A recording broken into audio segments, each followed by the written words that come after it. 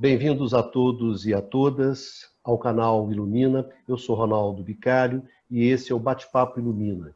Hoje o nosso tema vai ser o apagão no Amapá. Para discutir esse tema conosco hoje, nós temos aqui o engenheiro Ícaro Chaves. O Ícaro, ele é diretor da Associação dos Engenheiros e Técnicos do Sistema Eletrobras. Bom, em primeiro lugar, muito obrigado, Ícaro, por ter aceitado o nosso convite de vir conversar sobre esse tema, né, que está em todos os jornais hoje, etc., que é um tema fundamental, porque dá uma ideia do tipo de questões que nós enfrentamos dentro do setor elétrico, né? Me parece que a questão do Amapá ela é bastante pedagógica, portanto, vale a pena a gente conversar bastante sobre ela. Ícaro, para começar, bem-vindo. E o que aconteceu no Amapá? Primeiramente, é um prazer estar aqui de novo aqui contigo, Ronaldo, com todo mundo que acompanha o Bate-Papo Ilumina. Então, o que aconteceu no Amapá foi uma falha, né? Houve uma falha no equipamento fundamental, que é o transformador de 150 MVA, aliás, 150 MVA que tem lá, e isso ocasionou a disponibilidade do sistema. Essa falha foi causada, a causa primária foi, ao que tudo indica, né? Nós temos que ver ainda o relatório de ocorrência, toda a análise de ocorrência que está sendo feita pelos órgãos competentes, mas ao que tudo indica, foi por conta da descarga atmosférica, né? Um raio. Caiu um raio lá, estava chovendo muito, tempestade, caiu um raio, e esse raio acabou danificando esse transformador. Na verdade, havia dois transformadores, né? Um transformador que estava lá de backup, não, na verdade era um transformador de redundância que estava.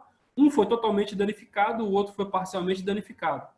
E o problema que aconteceu lá, a sucessão de erros que levou à indisponibilidade do sistema, é que, primeiro, o sistema de proteção aparentemente, se a gente tem que avaliar, não funcionou adequadamente, ou não funcionou adequadamente a proteção do relé, ou não funcionou adequadamente o próprio sistema de proteção contra descargas atmosféricas, isso vai ter que ser avaliado ainda. Houve a falha e a redundância que havia também foi danificada. Nesse caso, quando você tem toda essa sequência de falhas, o que você faz? Você, se falhou o teu principal, falhou a tua redundância, coloca um sobressalente. Aí o problema é que o sobressalente estava indisponível, né? Então, o transformador que estava lá de sobressalente estava indisponível. As informações que nós temos, que são públicas, aliás, são de que ele estava desde o ano passado indisponível para manutenção. E aí o sistema ficou sem recurso. Como lá é o fim da linha do sistema interligado nacional, né? O Amapá está no extremo norte do país.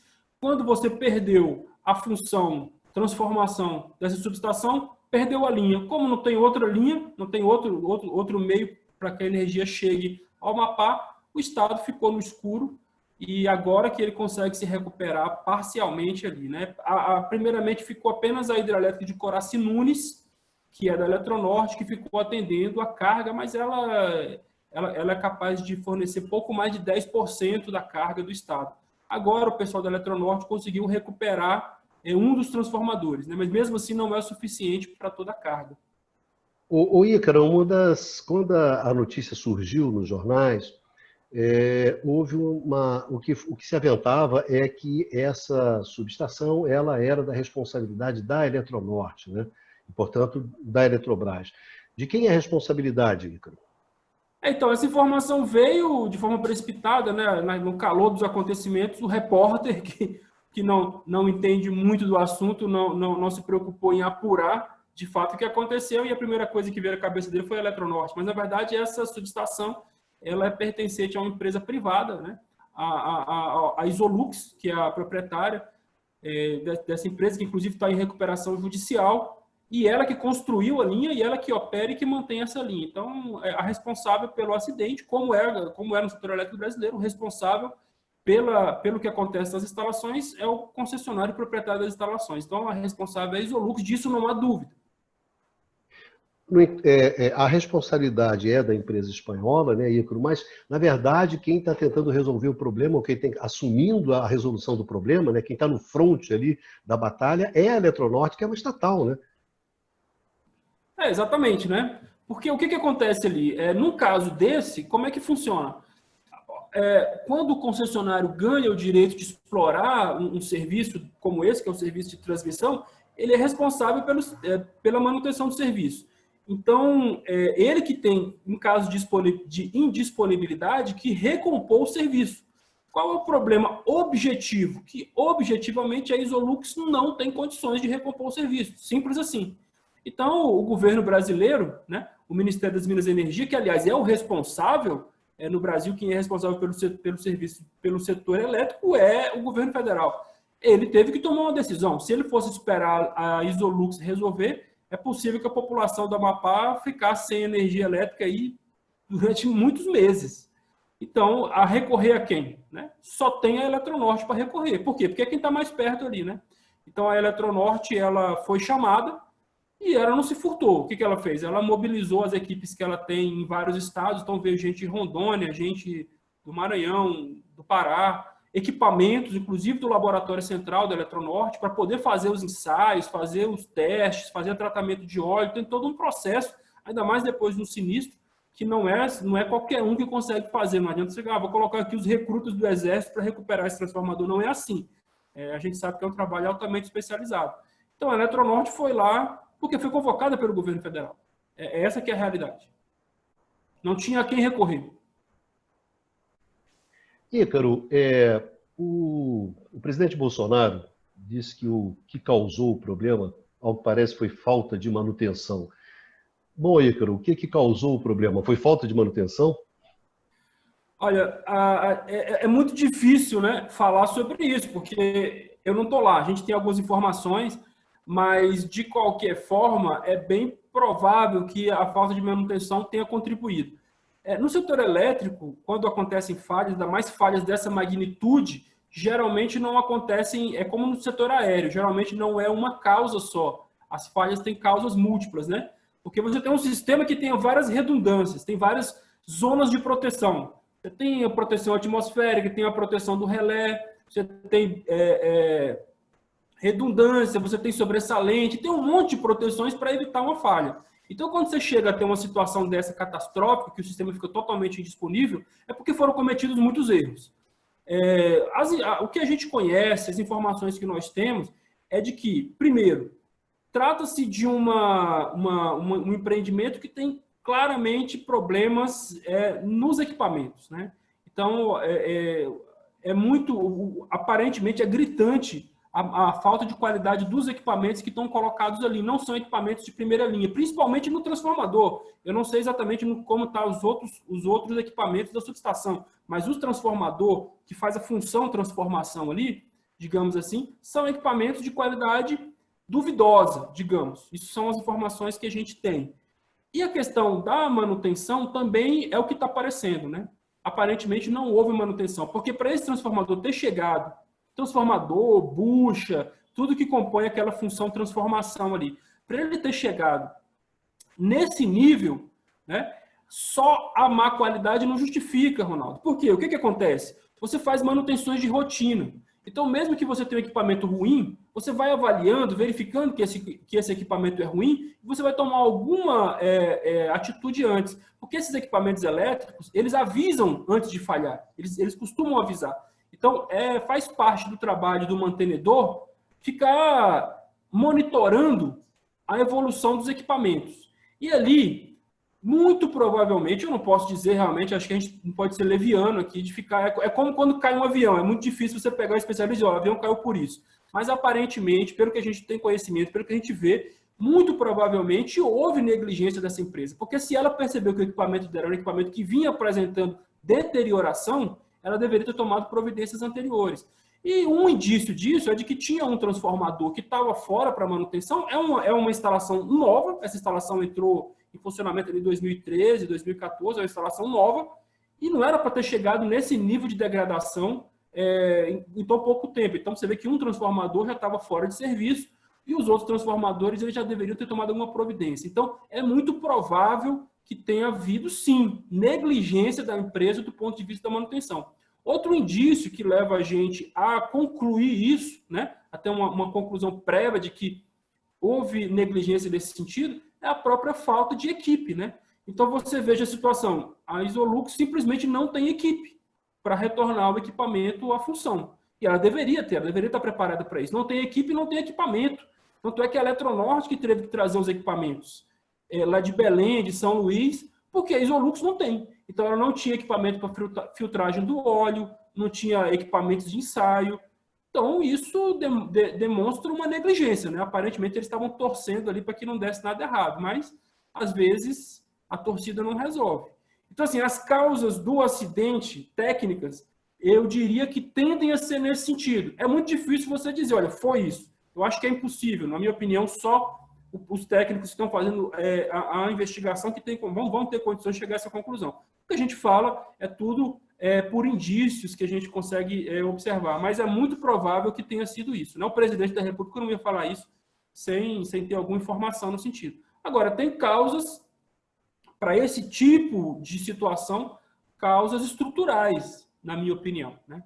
Que levaram a gente ter isso, porque aparentemente é um problema que vem desde o princípio dessa instalação, até por ser uma instalação nova, né? Ícaro, uma das questões que se discute exatamente quando você tem um acontecimento como esse, que é um apagão, o apagão sempre é o evento mais simbólico e emblemático do setor elétrico, né? Toda vez que isso acontece, não importa que seja no Brasil, se seja na Califórnia, seja nos Estados Unidos, na Europa, ele sempre sinaliza que tem alguma coisa que não está funcionando no seu sistema. E que esse não funcionar não significa simplesmente um não funcionamento técnico, né? Às vezes é um problema de regulamentação, é um problema de relações econômicas que você estabeleceu ali. A gente está vivendo no Brasil, exatamente nesse momento, uma grande aposta na mercantilização, na privatização, na expansão do espaço, do capital privado, da iniciativa privada dentro do mercado elétrico. Não tem uma novidade, isso vem rolando no setor elétrico no mundo nos últimos 30, 40 anos, com idas e vindas, etc. E a gente sempre... Acabei de fazer um bate-papo Ilumina enorme com a Clarissa, justamente discutindo essa questão da modernização, e isso não é o traço fundamental no setor elétrico no mundo hoje, né? A grande questão do setor elétrico no mundo não é essa, foi lá nos anos 90, mas nós estamos vivendo nesse momento. Então, quando a gente vê, né, um evento como esse, quer dizer, o que a gente pensa aí? Quando a gente olha assim, meu Deus, o que está acontecendo aqui? O que acontece ali é o seguinte, a gente não pode, o setor elétrico ele trabalha sempre com riscos, né? Existem riscos. Então, assim, você dizer que não vai acontecer um acidente é muito difícil. Eu vou, mais uma vez, comparar com o setor aéreo. No setor aéreo, toma-se todas as medidas necessárias para evitar acidentes, mas, eventualmente, eles acontecem, né? Então, o problema é que a gente vai vendo que existem causas evitáveis, a gente tem que se antecipar a ela. E eu acho que isso que é o mais importante, viu, Ronaldo? De todo esse episódio, é fundamental que haja responsabilização dos culpados por essa tragédia. Porque o custo para a população desse apagão está sendo muito alto, né? Então, é preciso responsabilizar os culpados, sim. Mas é preciso, principalmente, tirar lições dessa tragédia para evitar que isso aconteça. Que é assim que a gente faz quando tem falhas. Você aprende com elas para tentar evitar. Para além das questões circunstanciais da falha, do transformador, do sistema de proteção, da bucha, do óleo, essas coisas todas que a gente já discutiu, existe um problema que, na minha opinião, é um problema sistêmico e que foi se manifestar no Amapá. Desgraçadamente, num dos lugares mais vulneráveis, né? Como eu repeti, o Amapá ele só tem essa linha. Se essa linha cai, ele está isolado. É diferente de um grande centro como São Paulo ou Brasília, que tem várias linhas que chegam aqui, você consegue fazer um remanejamento do caminho do fluxo energético. Qual o problema estrutural que existe ali, na minha opinião, né? Isso é algo que tem que ser discutido, claro. É que como que é feito a concessão desse tipo de empreendimento? Então, a empresa de pesquisa energética faz uma pesquisa, chega à conclusão de que é preciso fazer uma linha de transmissão com uma determinada capacidade entre um ponto A e um ponto B. E aí ela leva para a ANEEL faz os estudos elétricos e tudo mais. Aliás, a EPE faz os estudos elétricos, leva para a ANEEL e a ANEEL faz um leilão. E esse leilão ele vai fazer a concessão desse serviço. E no caso da transmissão, quem é que ganha o direito de fazer, de explorar esse serviço? É quem oferece o menor preço, né? Que é a receita anual permitida, a RAP. Então, chega lá no leilão, quem dá o menor preço pela receita anual permitida ganha o direito de fazer a linha de transmissão. Então, existe uma pressão para baixar o preço. Se existe uma pressão para baixar o preço, existe uma pressão para baixar o custo, né? Porque é aí que ele vai conseguir fazer.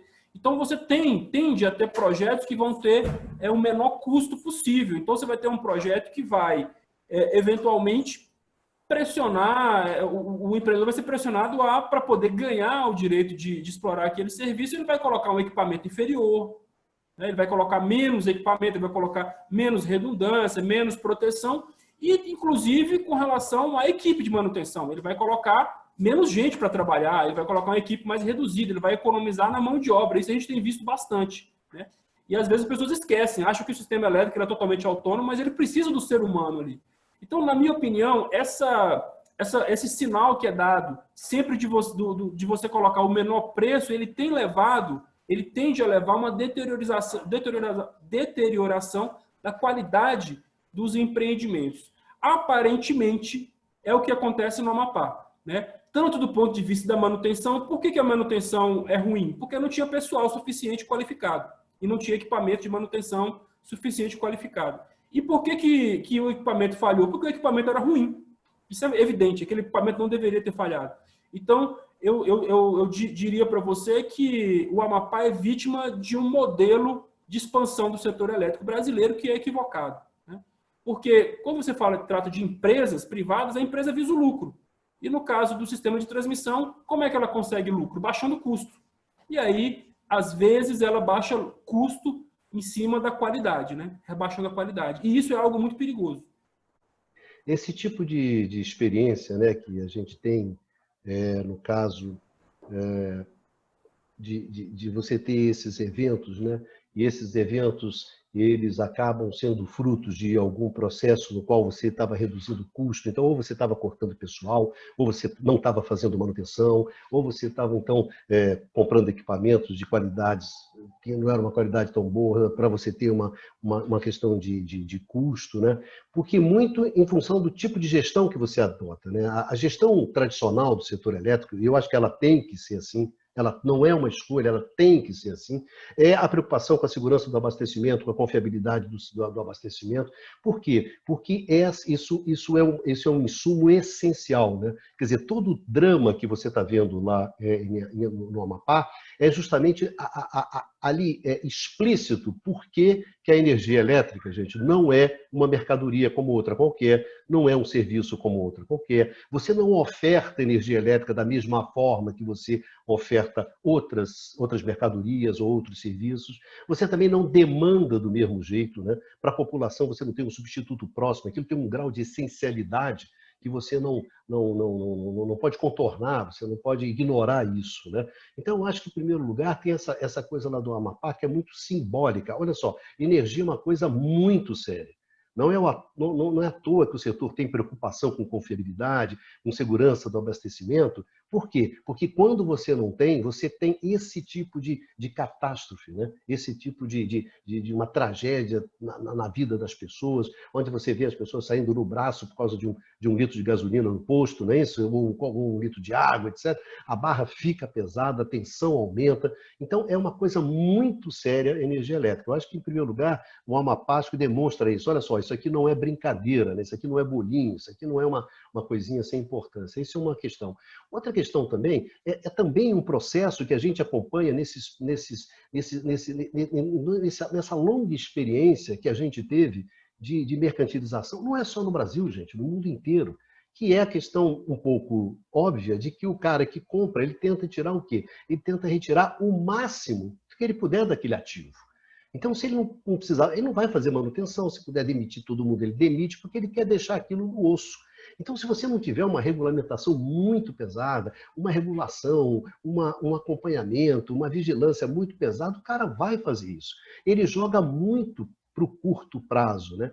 E a gente nota claramente, o Ícaro, que isso não é uma questão que se aplica simplesmente a essas empresas, né?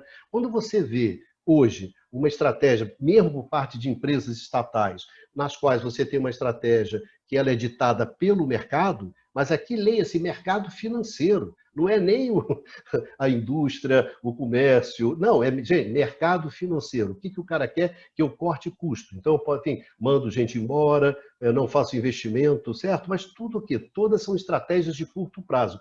O CEO sai, né, bem na foto lá para o mercado, atigrada, como dizia a dona velha Maria Conceição Tavares, né, fica urrando diante daqueles resultados e você fica simplesmente detonando as empresas, porque você vai justamente detonando todos os seus recursos, né?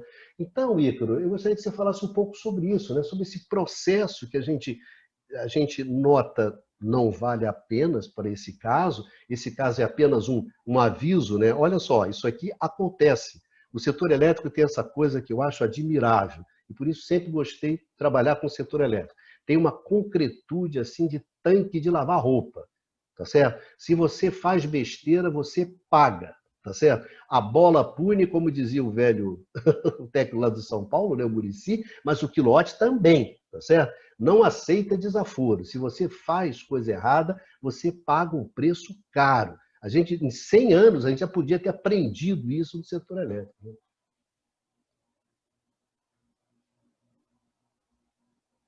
Desculpa, o pessoal não aprende, né? Mas é por isso, né, Ronaldo? O setor elétrico ele tem essa característica que a energia elétrica é insubstituível, né? Então você não pode importar. Você não tem como importar, né? Não tem como você substituir por outra coisa. Por exemplo, nós estamos vivendo hoje aqui no Brasil um problema de inflação de alimentos. Um arroz ficou mais caro. Aí o que o governo fala? Bom, vamos importar arroz. E o que o povo fala? Vou parar de comer arroz, vou comer outra coisa no lugar do arroz. A pessoa não vai morrer porque não tem arroz, ela substitui por outra coisa, causa um desconforto, mas enfim, vai vivendo, tem alternativas. A energia elétrica não tem alternativa. Não dá para você, o governo, encher um navio de energia elétrica lá no porto do Rio de Janeiro e levar para Macapá. Na verdade, se tivesse faltando óleo diesel em Macapá, ele teria como resolver. Agora, a energia elétrica não tem como fazer isso. E a população, por outro lado, não tem como substituir a energia elétrica por outra coisa, né? Então, a população lá não tem energia elétrica, como é que ele vai fazer para conservar os alimentos na geladeira? Não tem energia elétrica. Aí o pessoal está tentando comprar gelo lá, mas também não tem gelo, porque não tem energia elétrica para quem faz gelo também. Então não tem para onde correr. É por isso que o setor elétrico ele pune muito fortemente quem subestima. Só que às vezes o problema é que quem é punido geralmente não são os políticos que tomam as decisões erradas, ou as empresas, ou os CEOs. Quem é punido é a população. Nós estamos vendo isso hoje lá. Olha só, Ronaldo, eu acho que aqui tem um problema de fundo, que é o seguinte, uma filosofia que existe, que foi implantada no Brasil nos anos 90, de que o Estado não deveria ser um empreendedor, o papel do Estado seria regulador. Isso no setor elétrico não funciona. Pode funcionar no setor elétrico não funciona. Por quê? Porque existe uma agência de regulação, a ANEEL. Qual foi a providência que a ANEEL tomou com relação a essa empresa? Nenhuma, né?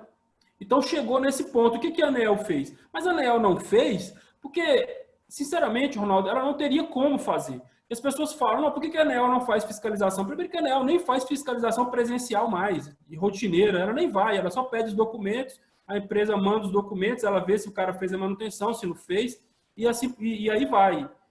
A responsabilidade é da empresa. E se a empresa tiver uma falha, ela pune. Ela tem lá a tal da parcela variável, que é uma punição que a empresa, quando tem falha, quando tem disponibilidade, ela sofre. Então, o pessoal acha o seguinte, bom, se faltar energia, a empresa vai ser punida. Ok, mas e aí? Quem vai ser punido mesmo? É a empresa ou é a população do Amapá que está 15 dias sem energia? Vai ficar 15 dias sem energia, no mínimo, né? Então, qual é a questão aqui? Não há como garantir qualidade e nem preço no setor elétrico só baseado em regulação. A experiência tem demonstrado isso. A ANEEL não consegue evitar que a tarifa de energia tenha aumentado absurdamente no Brasil nos últimos anos. A ANEEL não consegue evitar que aqui no estado de Goiás a população esteja, desde a privatização, lá em 2017, sofrendo. Principalmente na temporada de chuva, sofre, porque falta energia. Às vezes, tem cidades que ficam 3 dias sem energia no estado de Goiás. E a ANEEL não consegue resolver isso. Porque a única maneira de você garantir a qualidade é com a propriedade daquele serviço de energia por entes que tenham como objetivo a qualidade do serviço. E aí, qual que é o objetivo de uma empresa privada? É lucro. Então, você vê o que acontece. Qual é o objetivo dessas empresas do setor elétrico? Como é em qualquer empresa privada? Gerar valor ao acionista. Para gerar valor ao acionista, é preciso aumentar o lucro. Para aumentar o lucro, é preciso aumentar o preço e diminuir os custos. Então, você tem aumento de preço para o consumidor e diminuição da qualidade, que acaba causando isso que está acontecendo. Então, a gente vê que esse modelo do setor elétrico brasileiro, que foi implantado lá nos anos 90 e que não sofreu modificações tão profundas assim no governo Lula e Dilma, é um modelo que não cumpriu com o papel dele do ponto de vista da modicidade. Porque você faz um leilão para um trecho de uma linha de transmissão, coloca como objetivo o menor preço. Esse menor preço desse trecho da RAP é alcançado à custa de uma diminuição da qualidade, que aumenta a vulnerabilidade do sistema, mas o preço para o consumidor não reduz, não diminui. O que está aumentando? Aumentando é o lucro. Né? Então, a gente vê que o setor elétrico é um setor extremamente lucrativo. Mesmo nesse período de pandemia, as empresas do setor elétrico estão distribuindo dividendos a rodo para os seus acionistas. Né? Então, é uma questão de fundo que nós temos no setor elétrico brasileiro e, na minha opinião, o Amapá é um aviso que está sendo dado ao Brasil. Para terminar, Ícaro, uma outra questão que surge também aqui nesse evento do Amapá é a presença da Eletronorte, né? No seguinte sentido, quer dizer, o setor elétrico brasileiro, ele sempre tem contado, na verdade, quase nos últimos 80 anos, ele tem contado com a presença de uma empresa estatal, ou seja, da intervenção direta do Estado brasileiro para garantir a confiabilidade, para garantir a segurança do abastecimento. E isso não importa, né? Não importa que você tenha que construir uma linha, não importa que você tenha que construir uma central. Ou seja, existem determinados momentos que você tem que mobilizar aqueles recursos que você tem na mão do Estado para justamente garantir isso. Né? E isso vem acontecendo nas últimas décadas. Então, mais uma vez, você tem um problema. Você chama o quê? Você chama quem é grande, quem tem técnico, quem tem pessoal qualificado, quem tem recurso financeiro, quem tem equipamento e quem tem a capacidade de mobilizar isso. Isso acontece N vezes na tradição do setor elétrico brasileiro. E hoje, o que está colocado na mesa? Pela primeira vez, né, desde lá de 46, não é isso? Desde quando a CHESF foi criada, né? Diga de passagem, as pessoas, um pequeno comentário, né? A CHESF foi criada no mesmo ano da Électricité de France, né? Da EDF francesa. A nossa CHESF e a eleição no mesmo ano. E o que acontece? Desde então, você tem essa presença, você tem esse último recurso, que o Estado brasileiro, não importa a coloração ideológica, se eram os milicos na ditadura, não interessa se era com Getúlio, não interessa se era Juscelino, não interessa se era Fernando Henrique. Na verdade, nunca ninguém teve a coragem, você bastante coragem, de falar, não, tira o Estado que agora a gente se garante pela iniciativa privada. Não teve. Mesmo depois da mercantilização, você continuou com a Eletrobras participando vigorosamente de expansão de linha, SPE, o que você quiser. E aí, agora vamos retirando, não só, e como nós vamos retirar o Estado, qual é o fenômeno que você observa? O fenômeno de desmonte das empresas estatais.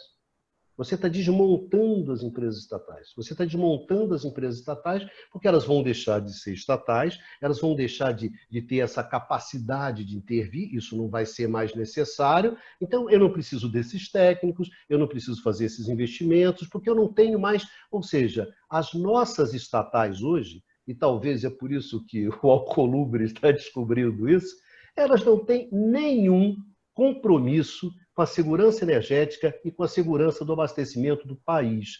O único compromisso hoje dos gerentes e diretores das estatais é preparar essas estatais para ser melhor utilizada por quem vai comprar. Não é nem mesmo para aumentar o valor no leilão dessa, nem isso, é simplesmente esses caras aqui vai ter, olha, uma empresinha no osso, sem funcionário, sem nada, para ele poder ficar aqui chupando no canudinho essa rentabilidade durante anos. E não tem nenhum compromisso. Aí o que acontece? Você tem um setor privado, você tem um setor estatal que, não, eu estou saindo, tá certo? Eu estou saindo, estou indo embora. Aí você pinta esses acontecimentos, né? É inacreditável que o setor estatal brasileiro hoje não tem nenhum compromisso nenhum compromisso para produzir ou com a segurança e abastecimento. Vide a enorme dificuldade do tal do Leão para Boa Vista, não é isso? Aqui não sai, senta. Não, o cara não vou botar dinheiro nesse negócio aqui, porque aí piora a avaliação do meu demonstrativo financeiro. Ele está preocupado com o demonstrativo financeiro dele. Ele está pouco se lixando se aquilo tem segurança de abastecimento ou não tem. Então, o Amapá é um pouco isso, né? E se não tivesse Eletronorte? E aí, cara? E se não tivesse os caras lá que, se não me engano, na última negociação sindical, né, na última negociação salarial, os caras hoje que estão lá na frente, né, lá na frente de luta, lá tentando manter o abastecimento, são caras que vão dançar em janeiro, gente. O médico que está te operando vai ser demitido daqui a 2 meses. É esse que é essa festa, essa coisa melancólica que se transformou o setor elétrico brasileiro, que foi um setor extremamente vigoroso e rígido. É nessa pataquada dessas figuras melancólicas e tristonhas aí. Ronaldo, é absurda a irresponsabilidade desse pessoal. Realmente chocante, né? Muita irresponsabilidade mesmo. Essa tragédia do Amapá, que ninguém pode ficar feliz com isso. Eu conheço muito o Amapá, eu ia lá quase todo mês. Eu conheço muito, trabalhei demais lá. Inclusive, conheço o pessoal que está trabalhando. Lá o Amapá sempre passou por dificuldades, né, energéticas, porque era um estado isolado. E o pessoal agora achou que estava tranquilo, porque teve interligação. E acontece isso. Então, o pessoal do Amapá é guerreiro, eles são guerreiros ali, não é fácil viver ali. E assim, eu digo mais, viu, Ronaldo? Nós temos que render homenagem a todos os brasileiros que têm coragem de viver na Amazônia, na fronteira, porque são esses brasileiros que garantem a soberania nacional. Então, eles têm sim que ter incentivos para morar naquela região, que é uma região difícil, uma região complicada, mas eles estão ali garantindo que aquilo ali seja Brasil. Então, todo o amapaense merece a nossa homenagem só por isso. O amapaense, o acriano, o amazonense, o roraimense, assim por diante. Olha só, isso que você falou, por último, é chocante, né? Para você ver como é que é a vida, né? A vida tem dessas coisas. No nosso último acordo coletivo, o presidente da Eletrobras, que, na minha opinião, é uma figura absurdamente irresponsável com o país, ele colocou como necessidade a demissão de trabalhadores. E não é assim, viu, Ronaldo? Não é questão de, não, vamos fazer uma rotatividade, porque o pessoal já está ficando velho, então vamos colocar gente nova. Não, não é isso, porque não tem concurso, ninguém fala de concurso público. Ele quer tirar o pessoal e colocar, sabe o que no lugar? Nada. Eventualmente colocar terceirizado, sei lá o que eles querem colocar no lugar. Então, o que estava colocado era que ia demitir na Eletronorte, que a Eletronorte seria a empresa mais atingida, mais de 360 trabalhadores seriam demitidos da Eletronorte. Isso corresponde a cerca de 16% do quadro da Eletronorte. Então, você imagina uma empresa perder de uma hora para outra 16% do seu quadro, sendo que ela já vinha perdendo trabalhadores já ao longo do tempo, mas de uma pancada só. A gente fez uma luta para evitar essas demissões, judicial, e, por fim, nós fizemos uma luta, inclusive, com o parlamento. Então, a gente conseguiu que o presidente da República, depois de fazer toda a mobilização no Senado Federal, principalmente, o presidente da República adiasse essas demissões, que deveriam ter acontecido agora no começo de setembro, no dia 1º de setembro, para acontecer no dia 1º de janeiro. Agora, você imagina, hoje, vários desses colegas que estão lá no Amapá agora, que estão salvando aquela população, que conseguiram fornecer pelo menos um pouco de energia para eles, que vão ficar lá até o sistema conseguir atender 100% da carga, vários desses trabalhadores deveriam estar fora da Eletronorte. E quem iria socorrer aquela população? A Isolux? A Engie? Quem? Então, assim, isso é uma loucura que esses caras estão fazendo. É uma loucura. Felizmente, né, a gente conseguiu, o senhor fala, o movimento sindical e também os próprios parlamentares da região norte que viram a loucura que era isso. E a gente conseguiu convencer o presidente da República. Eu espero que agora eles abandonem essa ideia maluca de demitir a Eletronorte e de privatizar a Eletronorte. Porque se não fosse a Eletronorte, né, a Eletrobras como um todo, mas especificamente no caso da Eletronorte, se não fosse a Eletronorte agora, quem que ia estar lá no Amapá resolvendo isso? Por acaso eles iam colocar os recrutas do Exército? Chega lá os generais, um general e 50 recrutas. Bora, arruma esse transformador aí. Não é assim, né? As coisas não são assim, não é assim que funciona. É um trabalho especializado. E isso não é a primeira vez que acontece. Lamentavelmente, o Brasil parece que tem uma amnésia proposital. Porque lá nos anos 50, né, foi necessário criar as empresas estatais para poder eletrificar o Brasil. Foi quando foi criada a Chesf, quando foi criado Furnas, porque não tinha energia no Brasil. Como é que você vai industrializar um país sem energia elétrica? E a iniciativa privada simplesmente falou, eu não vou mexer com fazer usina hidrelétrica. Então foi necessário, essas empresas estatais foram criadas por uma necessidade. Não foi porque o Getúlio Vargas, ou o Jânio Quadros, ou o Jango, ou os militares mesmo, falaram, eu estou a fim de criar uma empresa estatal. Não, porque não havia quem fizesse, e foi feito. Lá nos anos 90, quando o Fernando Henrique preparou a privatização da Eletrobras, privatizou a maior parte da distribuição e estava trabalhando na privatização da Eletrobras, por sorte, né? Mais uma vez, ironias do destino, teve o apagão e foi necessário que a Eletrobras entrasse para salvar o apagão, terminando a segunda casa de força de Tucuruí, né? E aí, nos anos 2000, já no governo de Lula, fazendo todos os empreendimentos, Belo Monte, o Complexo do Madeira, Telespires, linhas de transmissão para todo lado. Então, assim, a Eletrobras ela sempre é necessária. E agora, o que a gente vê, por ironia do destino, mais uma vez, é que o que está colocado na ordem do dia hoje, eu não estou falando da semana passada, até semana passada, Ronaldo, o que era a ordem do dia? Privatizar a Eletrobras. Hoje, a ordem do dia é estatizar a linha de transmissão do Amapá. O próprio presidente do Senado viu, não tem como dar certo desse jeito, eu não vou ficar com o meu Estado na mão de uma empresa irresponsável. Eu preciso de alguém que tenha responsabilidade. Porque do mesmo jeito que falhou esse transformador, pode falhar outro transformador, pode falhar outro equipamento, e o Estado não pode correr o risco de ficar desse jeito. Então, o que está colocado na ordem do dia é isso. Agora, você tem razão. Essa ideologia de corte de custos, de resultado de curto prazo, é uma ideologia que, lamentavelmente, também chega nas empresas estatais, viu? Lamentavelmente, a direção da Eletrobras também tem isso. É um tal de orçamento base zero, né? Ou seja, corte de gastos, corte. Aí você corta o gasto, você corta a qualidade, corta a confiabilidade. Só que quanto que custa você ficar sem luz, né? A população do Amapá está sentindo lá. Então, lamentavelmente, a gente tem visto isso. O que a gente diz aqui é que empresa estatal, ela não foi feita para dar lucro, não foi feita para gerar dividendos. Empresa estatal foi feita para si, porque se fosse para dar lucro, o setor privado faz isso bem, ele sabe fazer isso. Se fosse só para dar lucro, não precisava de ter empresa estatal. A empresa estatal foi feita para cumprir uma função pública, né? De interesse público, do interesse da população. O lucro para uma empresa estatal não é o fim, é o meio. E você também não pode ter uma empresa estatal que dê prejuízo sempre, porque aí ela não se sustenta.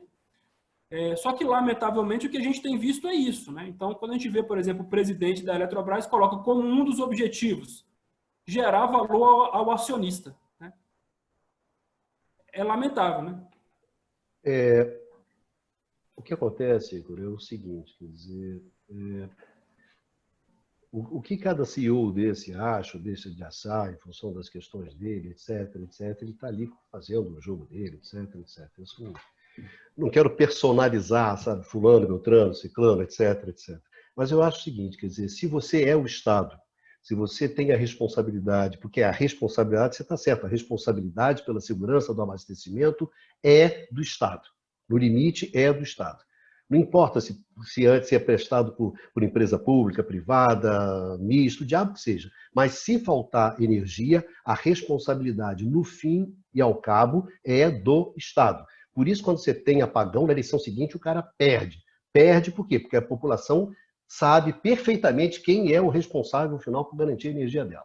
Agora, se você faz isso de forma privada, por concorrência, monopólio, o diabo que seja, problema seu, cada um faz o seu. Mas, no final, a responsabilidade é sua. Então, se você tem uma empresa estatal, a empresa estatal está dentro daquele jogo da segurança do abastecimento. Tá certo? Como você falou, senão não tem sentido. Então, esse é o tipo. Então, bom, o que está acontecendo no mundo, os grandes desafios do setor elétrico, qual a participação do Estado brasileiro, qual a participação da minha estatal. Esse deveria ser a discussão. Essa deveria ser a discussão. E não a discussão, o que eu faço para privatizar, como é que eu privatizo melhor, etc. Então, como o tema está dessa forma, então você perde a noção. E para terminar, Ícaro, não é uma questão de se você é de esquerda, com toda a sinceridade, se é de esquerda, se é de centro, se é do meio, se energia é uma mercadoria, se energia é um serviço público, me desculpe. A questão essencial é o seguinte: energia elétrica é essencial para o desenvolvimento econômico, para o crescimento econômico, e é essencial para o conforto, para o bem-estar da sociedade. Esse é o ponto. Então, esse é o compromisso. Se você consegue garantir o abastecimento, se você coloca energia barata e acessível para a população e para a economia, para a indústria, para o comércio, para o serviço, eu falo, poxa, teu modelo é legal, tá certo? Agora, isso é uma coisa extremamente difícil e desafiante. Não é fácil em nenhum lugar do mundo. E não vai ser com soluçõezinhas de clichê, assim, de uns clichêzinhos bem vagabundos, como você tem hoje. Ah, não, o Estado é ruim, o mercado... Gente, isso é uma questão de capitalismo, tá certo? Para tocar a máquina capitalista, você precisa de energia, tá ok? Então, se a estatal faz isso, como fez historicamente, não fez para ela mesma, fez porque você acumulava e você tinha desenvolvimento econômico na metalurgia, na siderurgia, nos outros lugares, tá certo? Então, a gente está realmente numa discussão completamente ensandecida, descacetada, irresponsável, encacecante, ou seja, está um descaralho o setor elétrico, em bom português, tá certo?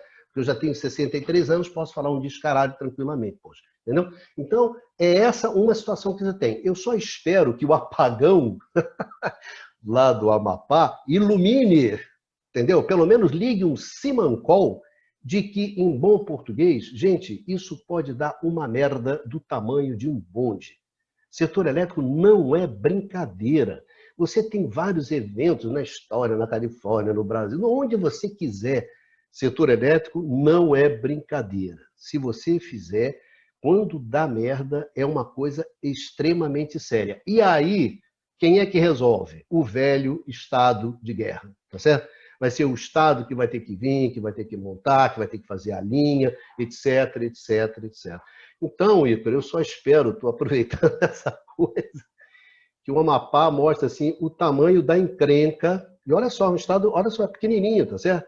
Você está pegando uma coisa pequenininha, uma cidade, né, lá no norte do país, num fim de linha, como você colocou. Você imagina um blackout bastante bonitinho e numa grande capital, etc, etc. Você fala assim, isso é um absurdo. Meu amigo, você teve um blackout em 2003 nos Estados Unidos que foi para mais de 50, 60 milhões. Presta atenção, você acha que isso só acontece no Amapá? Poxa, é ignorância. Vai ter a história do setor elétrico, você vai ver que em vários lugares acontece isso. Presta atenção. Em Londres acontece, tá certo? Presta atenção, poxa. Isso é coisa séria e devia ser tratada com seriedade e não de uma forma leviana, como está sendo tratado o setor elétrico brasileiro. De uma forma leviana, irresponsável, oportunista, entendeu? De quem realmente não tem nenhuma responsabilidade com o país, com a sociedade, com a população, com coisa nenhuma. Então, espero que no Amapá ilumine esses corações obscuros. É isso aí. Ícaro, muito obrigado por ter vindo aqui no Bate-Papo Ilumina conversar com a gente, né? A gente está sempre conversando sobre esses temas. É que às vezes a gente perde a paciência, né? É bom perder a paciência de vez em quando. Faz bem. O país precisa, na verdade, o Brasil precisa que a gente perca um pouco a paciência com essas coisas. Obrigado, Ícaro. Suas palavras finais aí, por favor. Eu que agradeço mais uma vez a oportunidade de estar aqui, né? É triste, né? A gente comentando isso, porque a situação lá no Amapá não está resolvida, né? Não está resolvida. Eles ainda vão e vai demorar, viu? Vai demorar alguns dias, não é fácil, não é fácil. E é isso que você falou, né? Vem o bom e velho Estado. O problema é que quando acaba o Estado, porque se acabar a Eletrobras, o Ronaldo, se for privatizada a Eletrobras, aí acabou o Estado. Aí você vai chamar quem? Isso. Você vai chamar os fuzileiros? Vai chamar quem? Não tem a quem recorrer. Hoje ainda tem a Eletronorte, né? Ainda tem a Eletrobras para recorrer, para ir lá como última linha de defesa. E quando não tiver nem isso, vai recorrer a quem? Então a gente espera, lamentavelmente está acontecendo isso, e é isso que você falou. Na hora do arroxo, a população vai em cima do político, né? A gente vê isso aqui em Goiás também, fazendo aqui um paralelo com o estado de Goiás, que eu também conheço bem. É o seguinte, o problema é da Enel. A Enel é uma empresa privada. A população chega lá na porta da Enel vai reclamar e ainda não dá a menor pelota para a população. Aí a população vai aonde? Vai no político. Aí o político fala, não, mas aí não é empresa privada, eu não posso fazer nada. O povo não quer saber. Na hora do arroz, você vai cobrar de quem? Da empresa privada, vai cobrar do político, porque nele você vota. Sobre ele você tem poder, algum poder você tem. Então, assim, eu espero mesmo que isso sirva de alerta, né? Não só para não privatizar a Eletrobras, que é o começo da conversa, não pode privatizar. Essa agenda de privatizar a Eletrobras precisa sair amanhã. O presidente da República precisa dizer, gente, acabou essa história de privatizar a Eletrobras, esquece isso. Para começar a conversa. Aí depois tem que conversar sobre a questão da encampação da linha lá do Amapá, tem que conversar sobre uma nova gestão para a Eletrobras, um novo modelo do setor elétrico, é tudo isso. É duro, mas a gente não pode desistir não, porque o preço que a gente paga por desistir é alto demais. Obrigado. E realmente, Ícaro, o que acontece é o seguinte, quer dizer, esses desastres no setor elétrico têm impactos que são muito grandes, tem impactos econômicos, tem impactos sociais, mas tem impactos políticos bastante relevantes. Isso o Alcolumbre está descobrindo lá no Amapá, que a barra pesa, cara. A população cobra dos políticos. Então, isso foi o que a gente aprendeu com o racionamento. No racionamento de 2001, no Brasil, a gente aprendeu que tem esses impactos, inclusive os impactos políticos, né? Então, isso é uma questão relevante, porque em 96, a Coopers, que era a consultoria contratada para dar suporte à reforma liberal dos anos 90 no Brasil, a Coopers identificou, olha, eu tenho gargalos, eu tenho que fazer investimentos urgentes, pequenos investimentos, tá certo? Para que eu possa evitar um racionamento. Mas onde é que estava o Brasil? O Brasil estava privatizando. Bom, então não vamos mobilizar o Estado para fazer esses investimentos. Vamos criar o plano prioritário de térmicas, o plano emergencial, não sei o quê, não sei o quê, não sei o quê, e através de incentivos para a iniciativa privada, nós faremos esses investimentos. Aí, quando capotou o mundo no racionamento, cadê? Então, se você não tem recursos à sua mão para você mobilizar, e você vai ficar, não, vamos esperar aqui fazer uma vaquinha para ver quem é que vai cobrir o Amapá. Vamos lá, galera, bota aí tanto, que é diferente de você ter uma empresa, você vai lá, não, eu faço, eu cubro, eu boto meus técnicos, eu faço a linha, eu faço a planta que está faltando, etc, etc. É assim que o Brasil resolve os problemas há 80 anos, há mais de 80 anos que resolve dessa maneira. Essa é a maneira que a gente resolve, porque apostar na nossa iniciativa privada, nem o Estado brasileiro, nem o Fernando Henrique apostou, tá certo? No fim e ao cabo, nem ele apostou. Então, isso a gente podia ter aproveitado pelo menos o seguinte, o Estado tem que ter um braço empresarial e tem que ter recursos técnicos, econômicos e financeiros que ele mobiliza rapidamente para garantir a segurança do abastecimento do país. Ponto. É essa a responsabilidade do Estado brasileiro. O resto, como dizia antigamente, é o luar de Paquetá, é o armazém de secos e molhados, meu amigo. É isso aí. Obrigadão, Ícaro. Valeu. Torcendo para o pessoal do Amapá que está numa barra pesada, aguentar o tranco, e que o pessoal lá da Eletrobras, seus amigos, os técnicos que estão lá no fronte segurando a barra, consigam mais uma vez ultrapassar isso, porque a rapaziada do setor elétrico é muito boa e muito pouco valorizada. Os brasileiros deviam valorizar mais o pessoal que se pendura lá no batom de trevição, que vira, que está nas centrais, etc., que garante essa luzinha aqui, que está tocando esse computadorzinho aqui, que a gente está nesse papo. É isso? Vai aqui minha homenagem para terminar para os meus colegas lá. Heróis, viu? Heróis. Aí eu vou usar uma frase do Churchill. Nunca tantos deveram tanto a tão poucos. Exatamente.